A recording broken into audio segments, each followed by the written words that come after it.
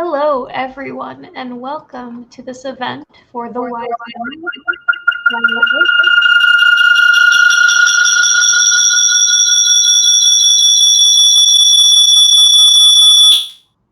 There we go. Figured it out. Gina, do you have the stream open in another tab or something like that that's causing the feedback? I don't either. Yeah, because I'm muting Gina and it's going away, so I think it's okay. I'm going to shut everything in case too. Is that better now? I don't hear it now. Yeah. Okay. We're good. Crisis of. I'm happy to once again bring a technological challenge to an event. Yeah. My is done. It would not be a virtual event without one, honestly. It seems to be my calling card, so you're welcome. Anyway, welcome. And I'm so excited to share this book with you and Gina Sorell and Meg Mitchell-Moore. Gina is, of course, the lovely author that we are honoring tonight with. It's your debut, right? You know what? It's actually my second book, but it's my debut at a big house. My first book was at a small press that did like 12 books a year. So this feels like a debut, and in many ways, it is my debut all over again. And it's in a totally different style of book too. So I have all those debut jitters. So working your way up. Yeah. But I am Laura. I'm the events coordinator here at the Astoria Bookshop, which is the bookshop hosting this event. If you don't know who we are because you found us through the internet or you're a friend of the author or the guest, we are a general interest bookshop. Oh my God, bookshop in Astoria, Queens. Before we get started, I want to go through a few housekeeping things. I am having trouble tonight. You will have the opportunity to ask questions during the last 10 to 15 minutes. You can ask questions throughout the entire stream by clicking Ask a Question, and you can vote on other people's questions, but they won't be answered until the very end. So please be patient. I'm sure they're going to be wonderful questions. And other than that, you can chat with each other on the right. Be respectful. Don't say anything that would be wildly offensive. And my rule of thumb is don't say anything you wouldn't want your mother or your boss to see, but we luckily haven't really had issues with that. So, other than that, you can buy a signed copy. You can get a signed book plate with your copy of The Wise Women through us and our wonderful bookshop by clicking that green button down there that says get your signed copy. And with that, I'm going to read some bios, and then I will hand it off to Gina and Meg. All right. So, after 2 decades of working as an actor, Gina Sorell, a Second City Toronto alum who has appeared in The Zack Files, The Naughty Shop, How to Lose a Guy in 10 Days, and I Love Mommy, among many other roles, returned to her first love, writing. A graduate with distinction from UCLA Extension Writers Program. Originally from Johannesburg, Gina has lived in New York and Los Angeles and now lives in Toronto with her husband and son. Gina balances the solitary hours of fiction writing with work as a creative director and brand storyteller under the banner of her agency Words Make the Brand. That is so cool. Meg Mitchell-Moore is the best-selling author of 6 novels. Her 7th, Vacation Land, wink wink, will be out in June from William Morrow. Maybe something to pre-order while you're ordering Wise Women. She lives in Newburyport, Massachusetts with her husband and their 3 teenage daughters. Wow. I'm so sorry. Yeah, I accept your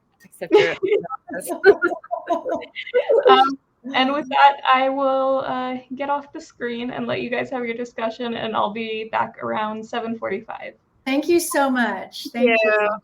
Well, hello, Gina. Hello. And I'm so honored to be here with you on your pub day, which is a big day. Thank you. I don't think we'll have any trouble filling the time. I have a ton of questions. Okay. I'm just going to start with just a tiny synopsis. I know that because the book is a newborn that people haven't read it yet, so I won't give anything away. But I just wrote up a little summary. which I'm trying to find on my screen, so I'm not looking down. Anyway, so we'll stay away from plot reveals, but we can say a little. And the title, The Wise Women, refers to a mother, Wendy Wise, and her 2 adult daughters, Barb and Clementine, all of whom are navigating a time of upheaval in their personal, professional, and especially real estate lives. Wendy Wise is an author, a former author of a once popular, now maybe dated advice column called Wise Words. She's recently been let go from that job. Clementine, one of her younger daughter, has just discovered that the money she was led to believe had gone as a down payment for the house she thought she and her husband owned has actually basically been stolen by her husband to fund his vegetable water startup. And the older daughter, Barb, has a younger girlfriend who may or may not be cheating on her, even as Barb's architecture and design firm is facing its own challenges. So it's a book. It's the kind of book I love. It's got multiple points of view, which I always love. It's got a lot of heart to it. It's got a great plot that keeps things moving, but it's not all about the plot. It's a lot about the characters. I just loved it. And I think anybody who loves those kinds of books has a real treat in store for them. So congratulations. Thank you. Thank you. Thank you. And I know that you, unlike many debut authors, were greeted on your pub day with a gorgeous review in the New York Times by Jennifer Close. So congratulations on that. What was it like to wake up to that? So let's start there. Well, honestly, it was such a relief and such a joy. I mean, I knew that I was getting a review. I didn't know what it was going to be. I've been living in like sort of this state of, hyper anticipation / maybe dread, fear, trepidation, because you don't know. No one says they're going to be giving you a good review in the New York Times. They just say, they're going to be giving you a review. And the funny thing was I woke up really early this morning and I raced, really quickly went past my son's room because he was still sleeping. And I went downstairs and I got my phone and I went to pull up I just Googled my name because I just had this feeling it was going to happen today. I don't know why. I just sort of woke up and I was like, you didn't even know the day. You just knew that it was coming. No, I was just like, I should Google Gina Sorell, New York Times. And there it was. But of course, it's the New York Times and it's harder to log into than my bank. So I'm sitting there and it says, I'm sorry, you've read all the free articles that you have for this. No. Please enter your password. So then I enter my password. Then I'm sorry, we don't recognize that password. And I'm the worst with passwords. And then it was like, enter my face. And so I couldn't even just have to come back upstairs and go to my office and it's already on my laptop, right? So it's already logged in all the time. And and so I saw it and honestly, I cried. First of all, I love Jennifer Close's work. I do too. I really do. And I could not have asked for a warmer welcome and a better reception. And just, much like yourself, to have somebody read the book and actually get what I was going for is such a gift. She was reviewing my book, not a book that maybe somebody else thought I should have written. So that was really a real joy, huge relief. I've been deliriously happy all day long. Yeah. I mean, you'll be happy for weeks, months, even from that. I plan on it. I'm going to milk it. Definitely. I mean, I know that this is your second novel officially, but it's your first published by a big house. It's published by HarperCollins. Yeah. So I'm really curious how this experience has been different for you the second time around versus what it was like for you the first time around. So if you could. Yeah. Well, my first book was with Prospect Park Books, and it was Mothers and Other Strangers. It was a much darker, much darker book. So still themes of mothers and daughters, but it had like a sort of a darker, twisty kind of feel to it. And Prospect Park Books is a small press out of California. It doesn't even exist anymore. It was sold to Turner Books, and I think I want to say they're in Tennessee. And it was a small operation. The editor was fantastic. Colleen Dunbate, she was amazing. But it's there's one person, and then there's one other full-time person, and then there's like an intern. And so there's a lot of people wearing a lot of different hats, a lot of people pitching in, and in that way, it's been really different. I mean, HarperCollins has fabulous resources, and I have a fabulous team, and it's very different. The timeline's also very different. Like we have things on a schedule versus like feeling like we're doing a lot of it kind of on the go or responding really quickly because there just isn't the same amount of people to do the legwork. Interestingly enough, a lot of the things are the same though. The same feeling of I like to be involved, and everyone's been really gracious in letting me be involved. And I like to, I just like to stay on top of it. I like to connect with audiences. Like that's still happening. That kind of work still needs to get done. You still have to write the personal essays and try to place those. That's being done.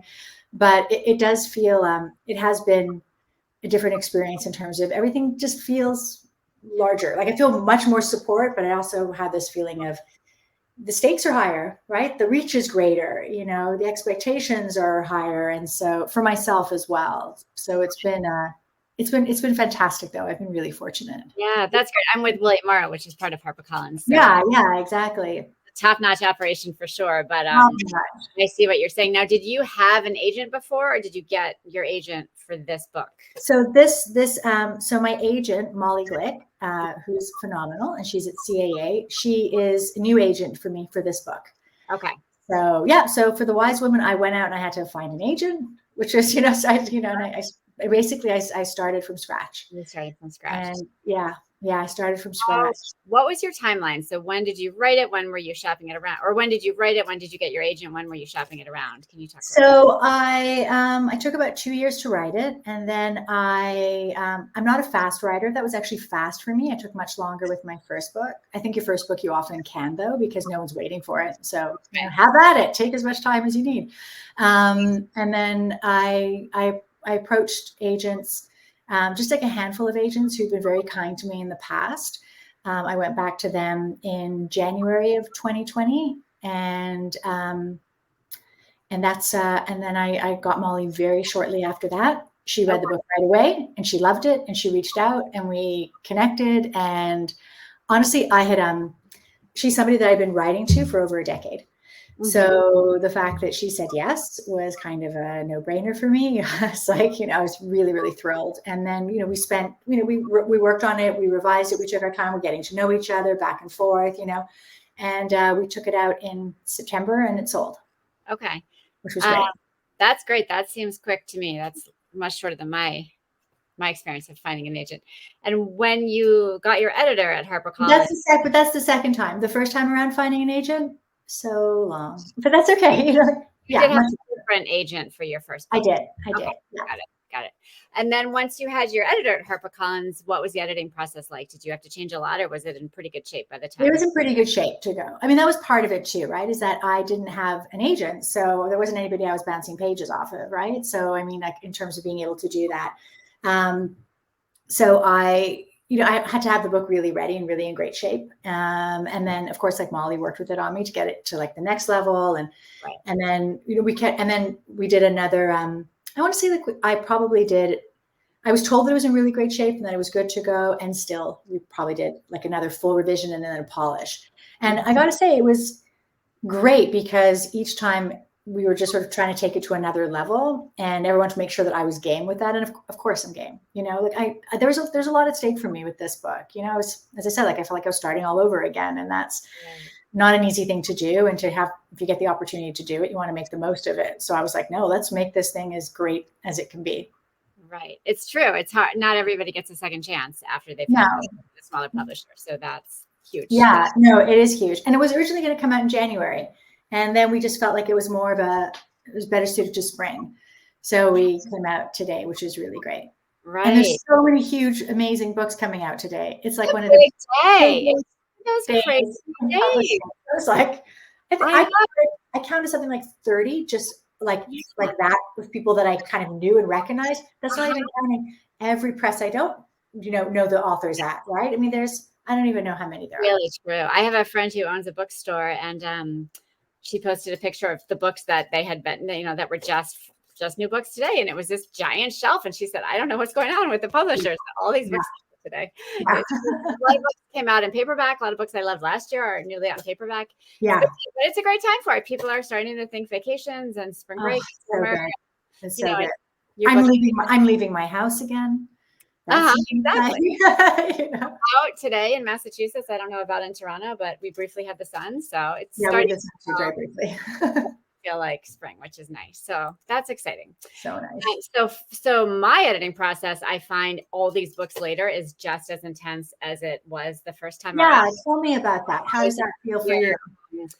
It's still a lot. I still think I'm done, and I'm never done, and it just goes on. And my editor's wonderful, and same thing, and everything she says is the right thing to do, but it's still more work and more work and more work. And I've talked to authors who've published 20 books and they still go through that. So every time I think, oh, that won't happen, it still happens, which is good. It's very collaborative. process. Do you write quickly? Or do you first draft quickly? And it's messy. That's probably why I have to revise a lot. So I mean, currently I'm on a schedule, so I do have deadlines. So to meet those deadlines, I'm writing usually fairly quickly and messy, very messy. And my poor editor and agent together are the first readers. I don't show it to other people. I don't really have time in my schedule to show it to other people, so I don't go through that process where other people have already pointed things out. Wait, and so my editor sees all the first messy. And she's very patient with me, which is wonderful.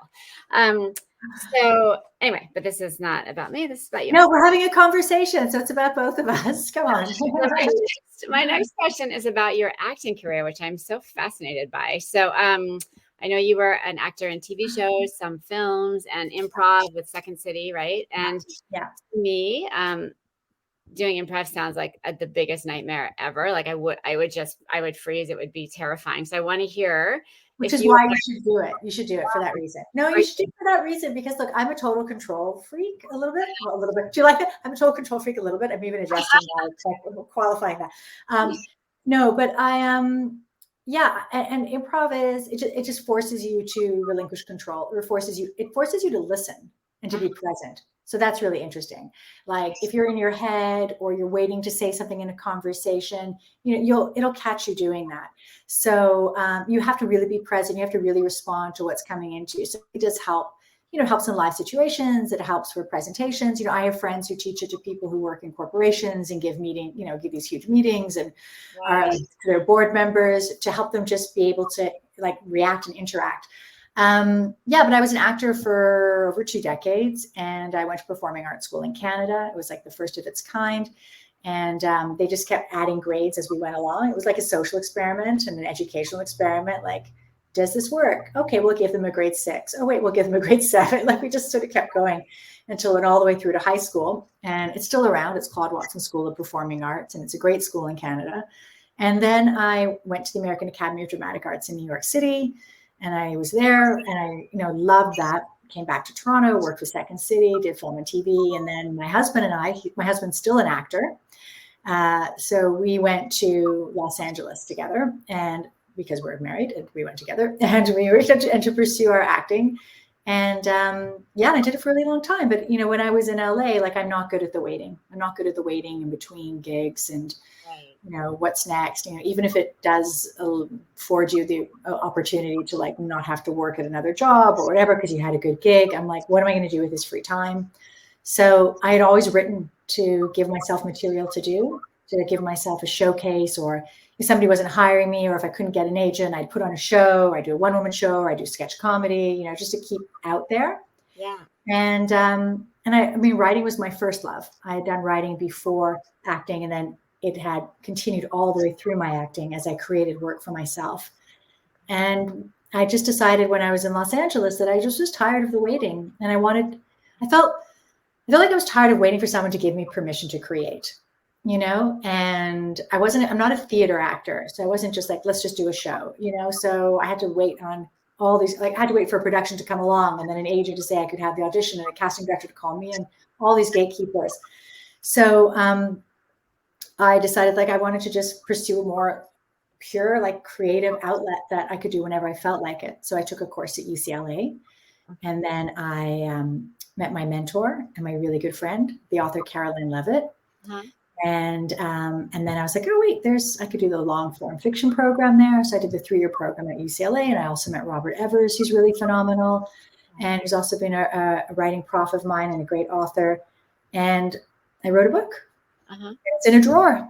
That's our first book. Yeah. And so would you ever go into screenwriting or television writing or something like that, or do you think? Yeah, I have done.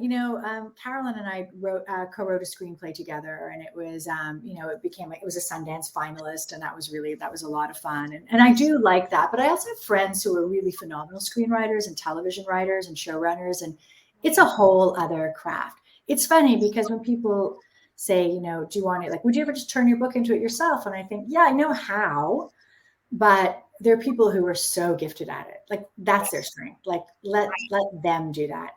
And there's also something about that process, which you have to work with other people again, right? Bring other people in. And I think one of the things that really drew me to writing was the fact that, to writing full time, was that I really didn't have to interact with other people in the same way that I had to as an actor. I mean, I love the collaboration performing. I didn't love all of the other industry stuff around it. Like I mentioned, the waiting, the casting, all of that sort of everybody else's input on what you should be doing.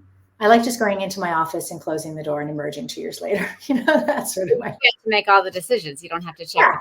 Yeah, until it goes out in the world and your editor looks at it. Yeah.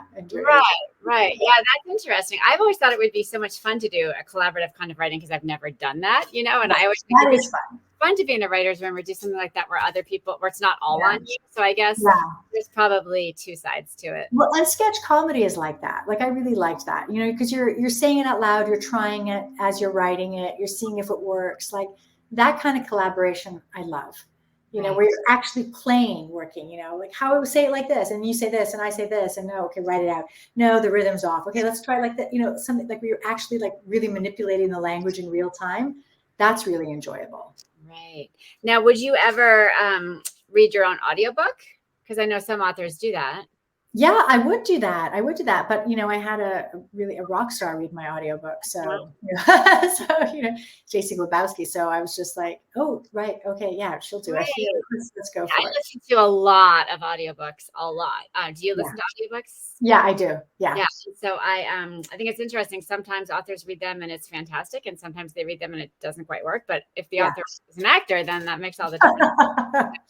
Next time. Yeah. Sure, you should do it. Now let's talk about the cover. The cover is so beautiful. I have mine up on my shelf there. Thank you. I have mine here. I'll bring it over. It's one of my favorites for sure of the year and probably of the past year. So what was the story behind that? Did you have any say in it? Were there different? Yeah, I had a ton of say. Harper Books was absolutely amazing. They let me, we did a Pinterest board. I gave out all my ideas. I talked about all my different inspirations. I've worked in naming and branding, and so I've spent a lot of time around beautiful design. I don't do visual identity, but I've worked a lot with companies that do visual identity. And so it's really like a passion of mine, but I also know my limitations. I can't execute, but I can sort of hopefully communicate what it is that I'm looking for. And I really wanted the book to either have something on the cover that was indicative of what was happening within the story that referenced it, or that evoked the feeling that I was hoping to elicit by reading the book. And so it ended up being the latter, and for me, it's really this like looking up into the sky, and it's like, there's greater things on the horizon. There's blue skies ahead, and things are in bloom, and there's growth because all the women are growing and changing, and it happens over the summer. And so I wanted that feeling. I wanted that hopeful, uplifting feeling. And I think the cover does that. Definitely. And you have the three very different characters, and there's very different colors in there that work together, but are also very easy to tell apart. So I think that was, I just love it. I think it's thank you. Yeah, I love it too. I really love it. So were there other ones? Did they try to execute different visions? Some of them were more with an illustrator, that they were done with an illustrator. And so the illustrator had, and it was a bit more literal. And then I just sort of started to, I don't know, those didn't speak to me as much. I like it in other people's covers, but I was just thought, well, I just wanted it to have sort of a more like evocative feel. And then also, my first book, Mothers and Other Strangers, was a protea flower on the cover. And it's because the mother in it is very prickly. And like the protea is a South African national flower. And so it looks really beautiful. But if you touch it, it's like thorny. I mean, it's so sharp to the touch. And that was the mother, really. She was a narcissist. She was gorgeous on the outside. She was very brittle, on the inside. And so it referenced something, but it also had this idea of an image or an idea behind it. And the funny, like they kind of complement each other, even though this is really different. And I wanted something that I felt was going to be hopefully kind of timeless, that I kind of look at it like it's a piece of art, right? That I wouldn't get tired of looking at it. So. I think it's gorgeous. I think it's one of my favorites in a long time. Oh, thank you. That's so nice. Thank you. Eyes. If people don't read the New York Times, if they see it in a bookstore, I'm sure they'll pick it up anyway. Thank you. So we talked about how long it took. Okay, so I want to talk about real estate, and I want to talk about the different characters in the book. Yeah. Let's go real estate first. So in the book, for those of you who haven't read it, and again, I won't give too much away, there is a lot of, that's okay. You have 3 women living in different parts of New York. You have somebody living in Brooklyn, somebody living in Queens, and somebody living in Manhattan, right? Do I have that right? Yeah. And I just love the way that's set up, that sort of triangulation of these very different neighborhoods, and they each have their things that drew them to the neighborhoods. And some of them are trying to sell what they have or keep what they have. So what drew you to the real estate portion of the story? I'm obsessed with real estate. Like, I am obsessed with real estate. I can tell you today, I've had like 3 listings that came in my inbox. I'm not looking for a house. I'm not moving.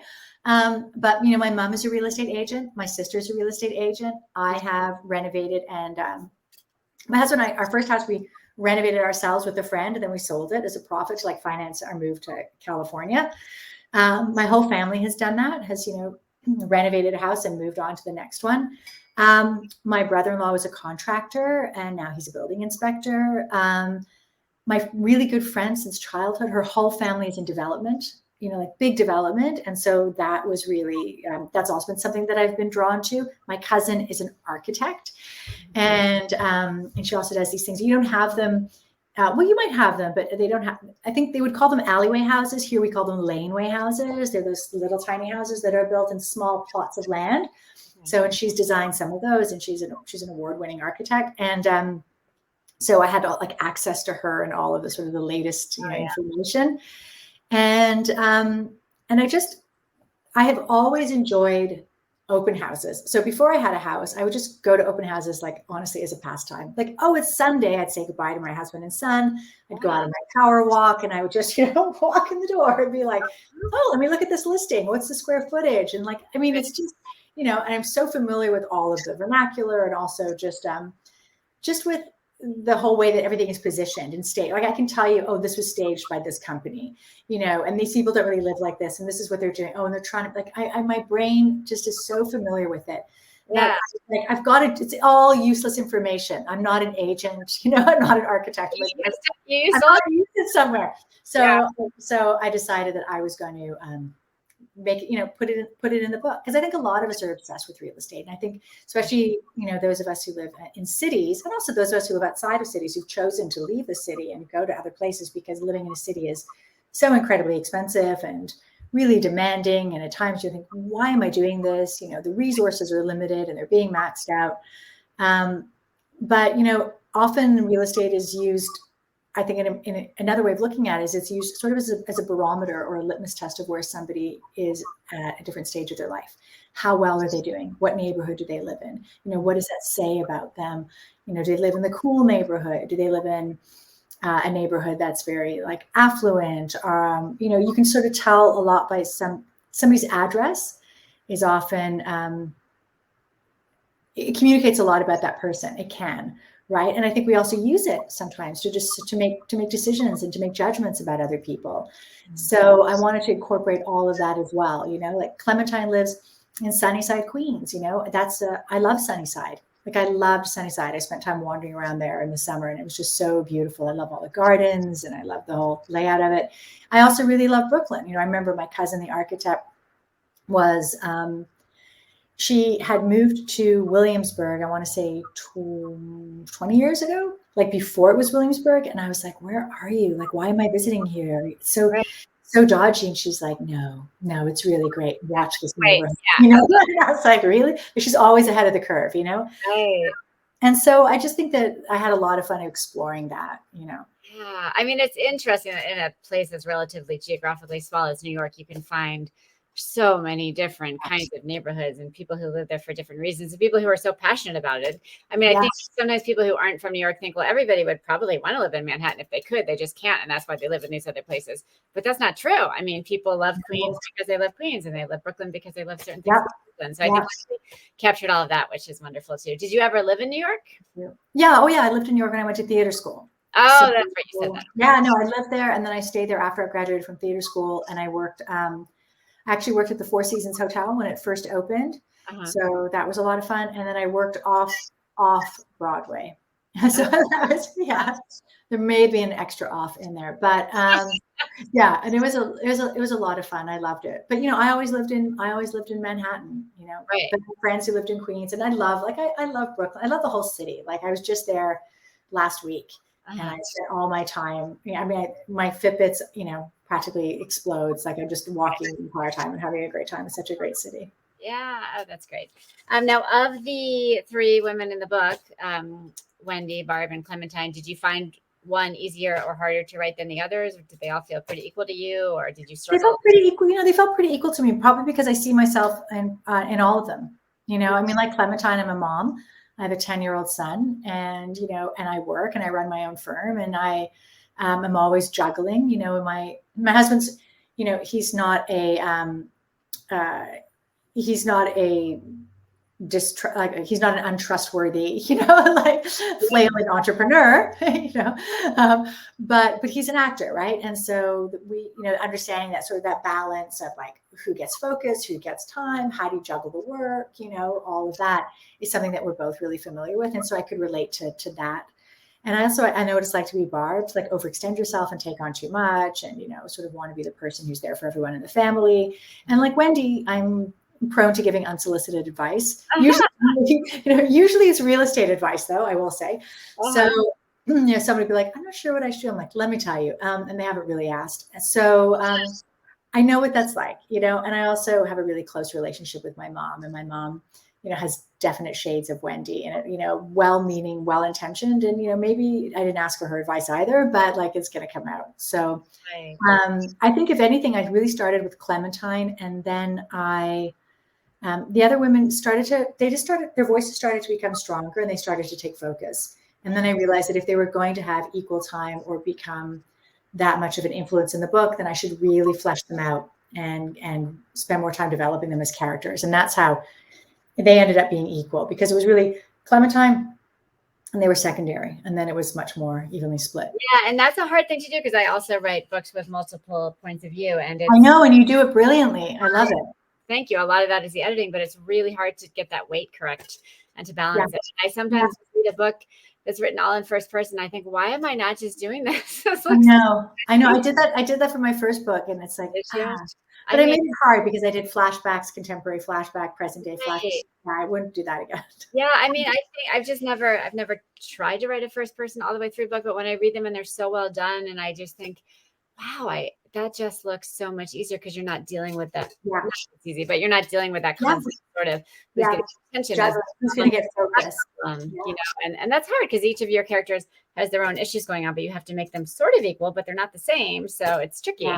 But I thought it was a very nice balance of all of that. Oh, thank you. Now, you just talked about the advice, so I want to hear a little bit about Wendy's column and the advice that she gives, which is, in the beginning, could be read as sort of dated, and then she sort of modernizes a little bit as the book goes on. And I love the way that her daughters sort of throw her words back at her or at each other. So where was there an inspiration for that? Or did you read advice columns when you were? I mean, do you read advice columns in general?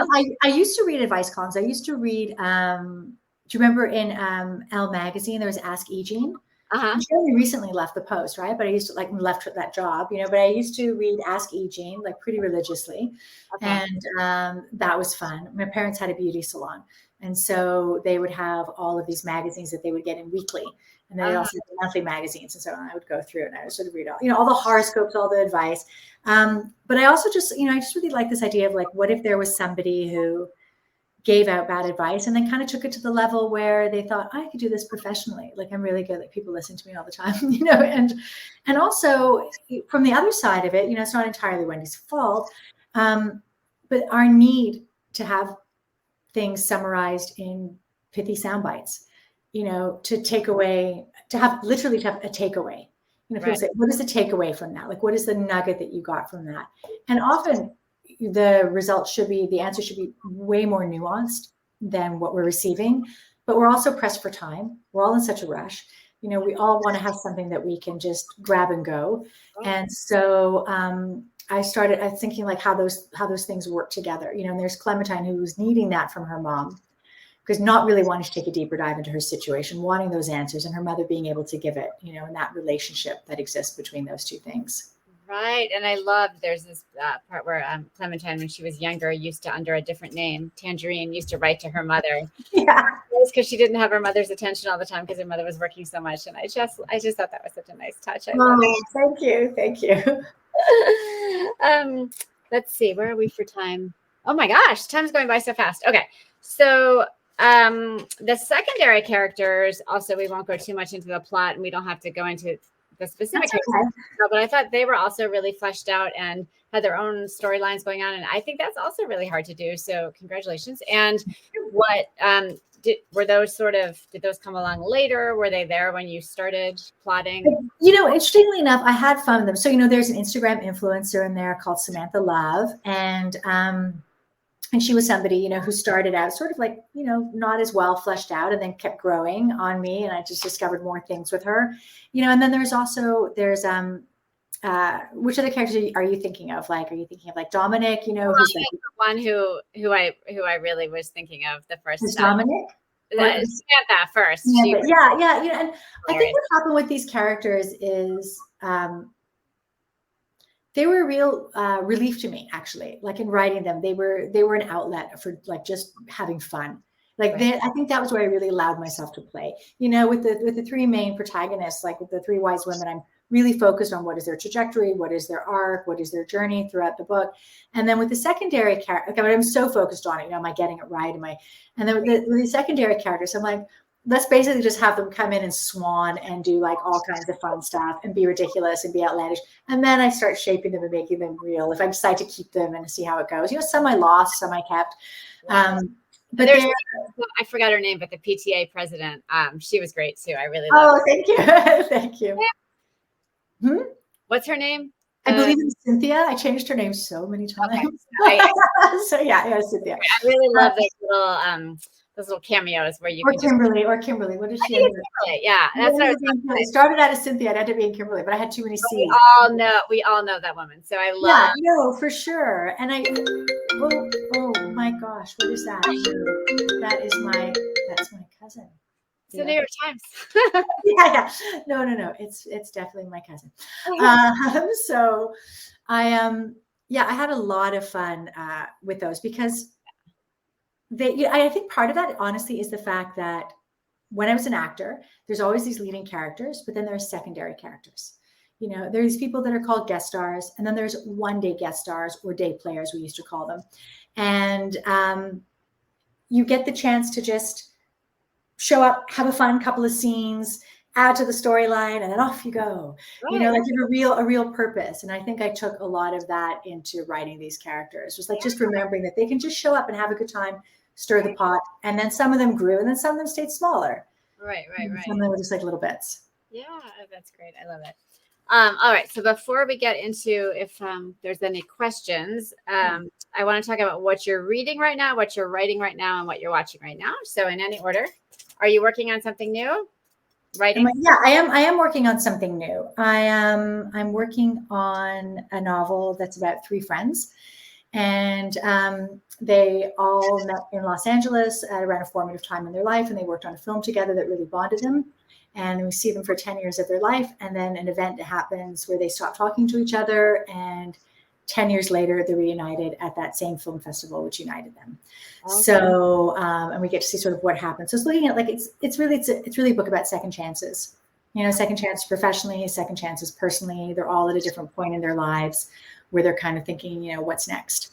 And we get to see them reconnect and see what happens when that takes place. Okay. Now that's what it's about now.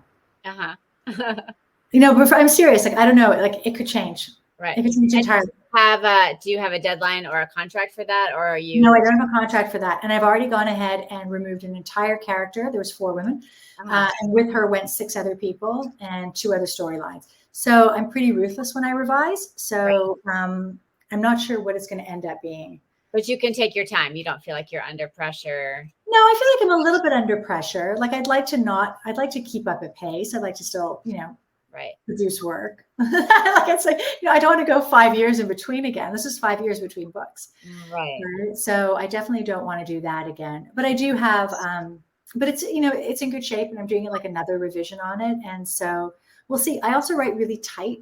That's something else that I think is a challenge. So some people end up with these really huge word counts and then cut them down, and I'm the opposite. Right. I'm like, here's my really great book at 256 pages, and everyone's like, no.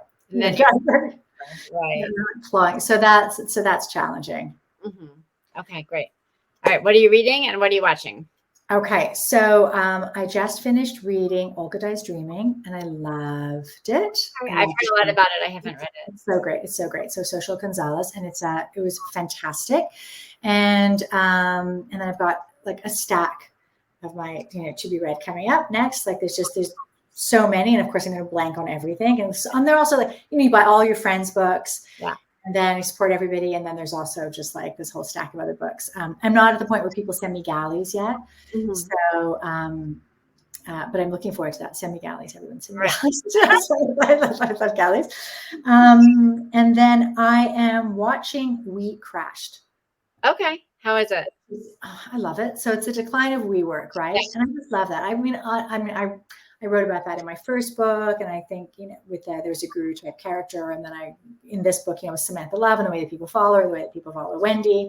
But I find it so fascinating, these larger than life characters that are just really able to wield so much influence and so much power over people because of their magnetism, and the way that they get their message across. And so it's the story of what happened, with the founders of WeWork. And how the whole thing completely just fell onto itself.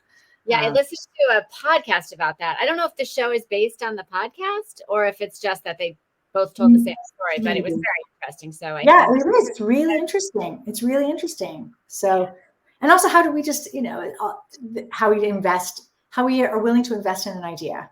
Right. And there's a lot of that right now because there's the Elizabeth Holmes story that got and then there's this, and then there's the Uber, and there was Inventing Anna. Right. Yeah, for sure. Yeah, so that was a lot of fun. And also, having like worked in branding, like I've worked with startups, and so I've worked with people who were like, I've been sort of working on a project where I'm naming one thing, and then like 3 weeks go by, and it's like, we need to change the name. Why? Well, we're not actually appealing to that market anymore. Why? Well, we got some seed money from angel investors, and they responded to this one component of it. So now we're actually going to take it this direction. And I'm like, I thought you had a company, but the company is like this. It's this fluid thing. It's like this organism that keeps shifting and growing and changing until it finally, finds its final state.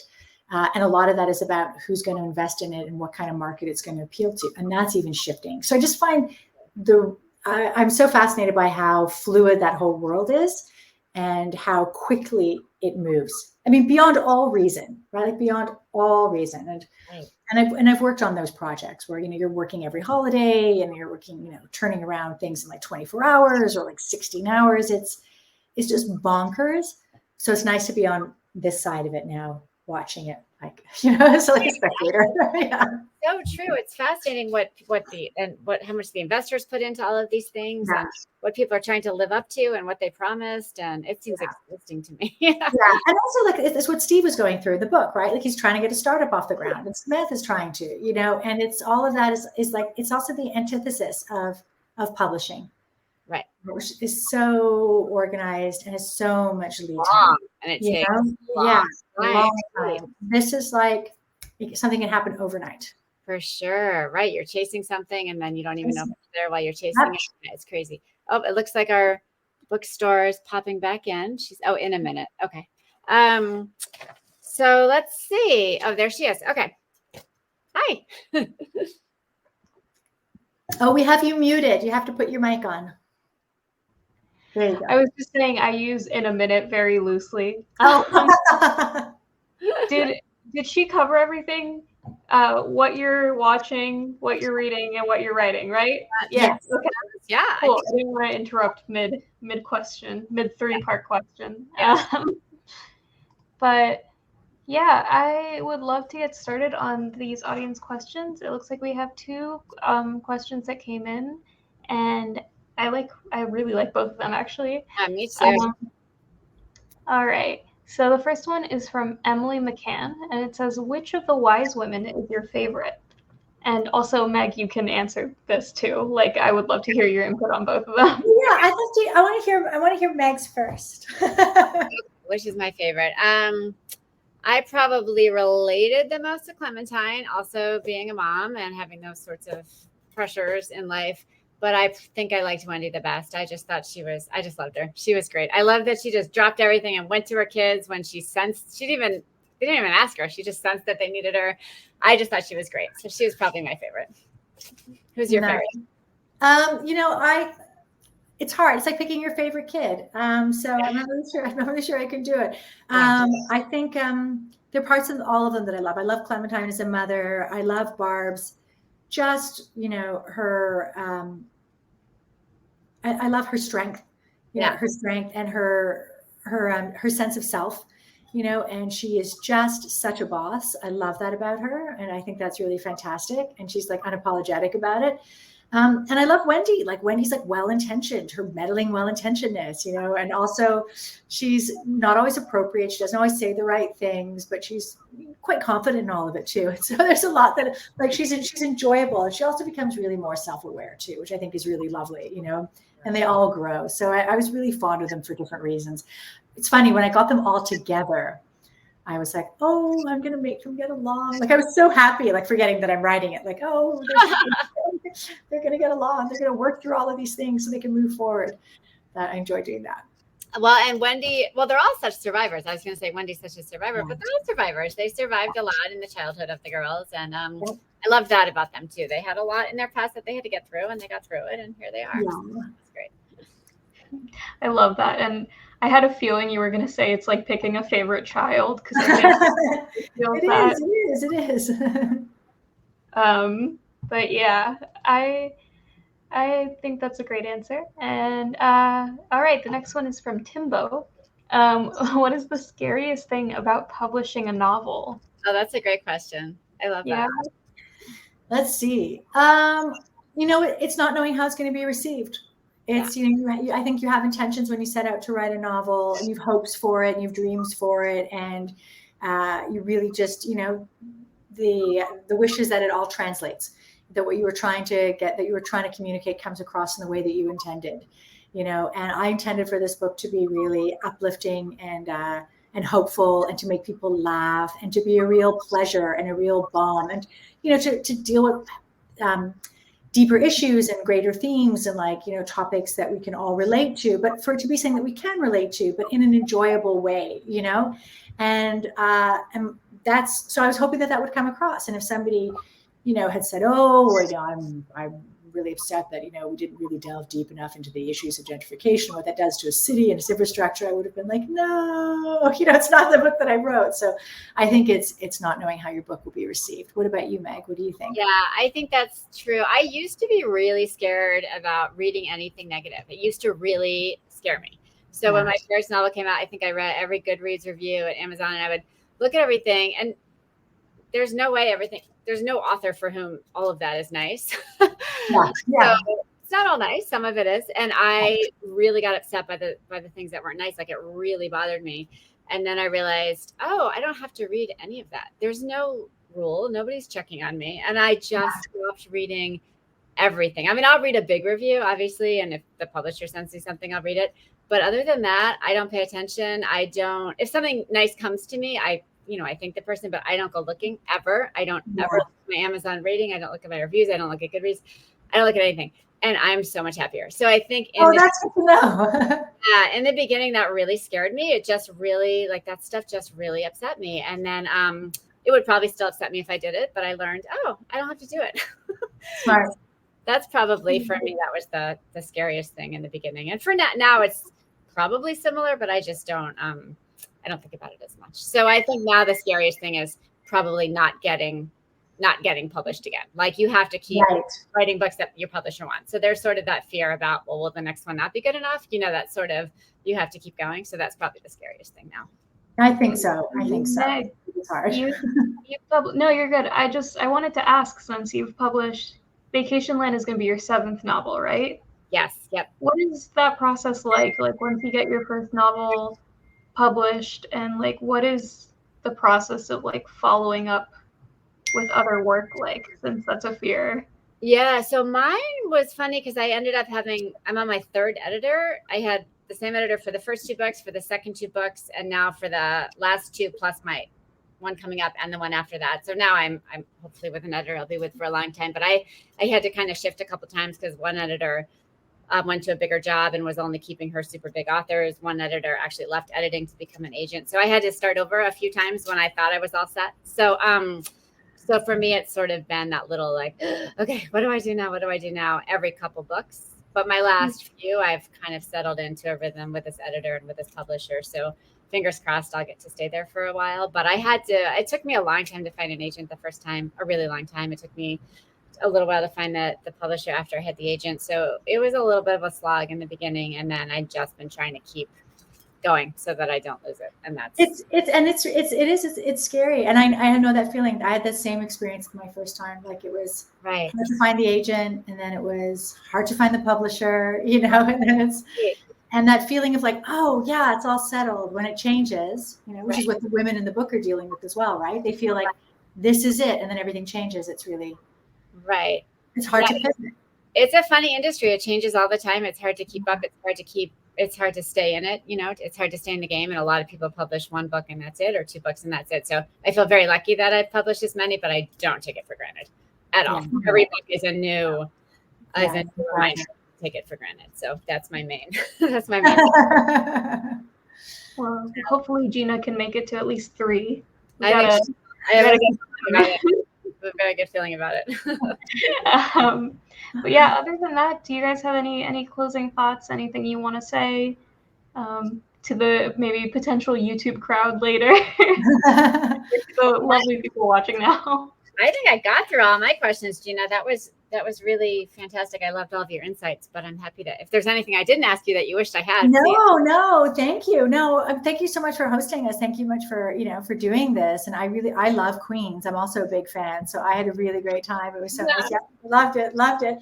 And getting to sneak in all those gardens, I was like, oh, look, they left the gate open and sort of check it out the whole neighborhood. I really loved it. No, I just want to thank everybody for being here on Pub Day. This is it's such an honor. It's such a thrill. It's such a privilege to be published. As Meg said, it's something I'll never, ever take for granted. And just knowing that there are readers out there who are willing to read our work, and then talk about it, like take time. It takes so long. It takes a long time to write a book. It takes a long time to read a book, and every moment that somebody devotes to reading your book is something else they could be doing. So the fact that they've made a choice to spend that time on your work it's such a gift. It really is. And I just want to thank readers for doing it, whether they go to independent bookstores, whether they buy one copy and pass it back and forth, where they get a ton for all their friends and hand it out. I have a friend who does that instead of a bottle of wine for events. Highly recommend, friends. Or you get it at a library. Like it all adds up, and it's such a gift just to know that there's an audience out there for your work. I mean, really, it's the thing that all authors want.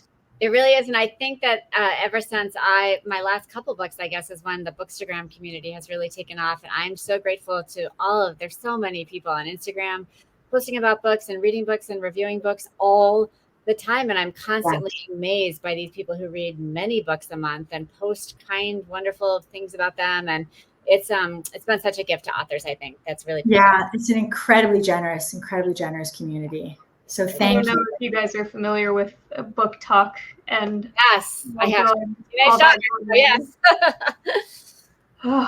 It's amazing. Now I don't have a TikTok account yet. I gotta say that's the one that I'm holding up on. But yeah, who knows? I'll have to get better lighting as the sun's going down. I'm gonna have to get better lighting, so I'll have to do that. But it is amazing what Book Talk has done for some authors. It's incredible. Yeah, it's incredible. Yeah. So many of our bestsellers and just sales in general have been driven by like people come in and they're like, I'm looking for this book, and I'm like, did you see the TikTok? And they're like, yeah.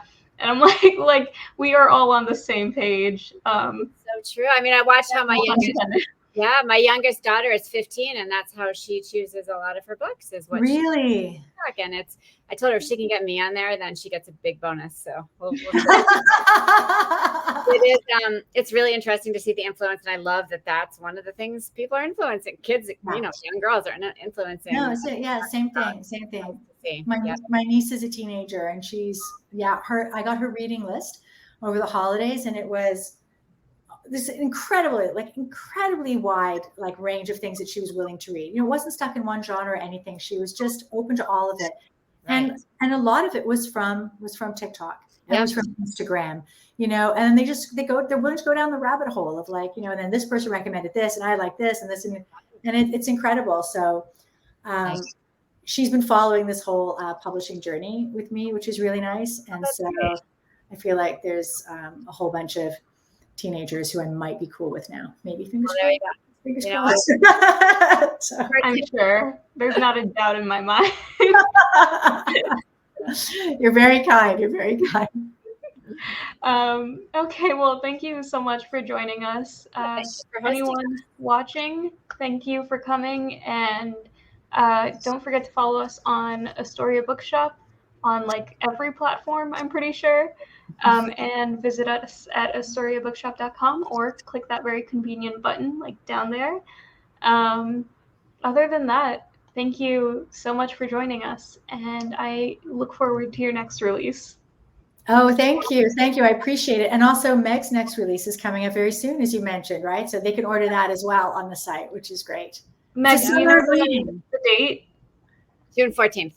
June 14th? Okay. Exciting. Yeah. Be here in no time. It will be here in no time. Yes. Yes, it will. Yeah. And then you can feel like this and I can be like, That's right. I know. Excellent. Great. Well, Well, thank you so much. It was really fun. I really appreciate it. Have a good night, everyone. Bye. Bye.